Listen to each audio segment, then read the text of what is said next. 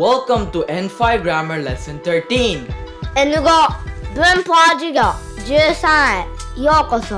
If you find this video helpful, please like, share, and subscribe to our channel.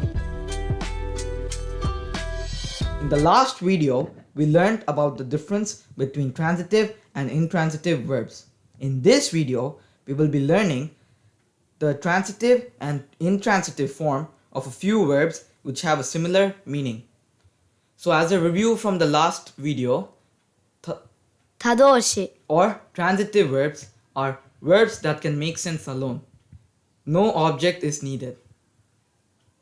自動詞 Are intransitive verbs, and these are verbs that require objects. This is the transitive verbs or, 他動詞 and this is the intransitive verbs or. 自動詞 Now let's start. ドアを開けます。 This means I open the door. ドアが開きます。 This means the door opens. So we can see how the difference between the transitive verbs and the intransitive verbs. We see that here I am the one who's opening the door, and here the door opens by itself or automatically. ドアを閉めます。 This means I close the door. ドアが閉まります。 This means the door closes. 車を止めます。 This means I stop the car. 車が止まります。 This means the car stops. 授業を始めます。 This means I start the class.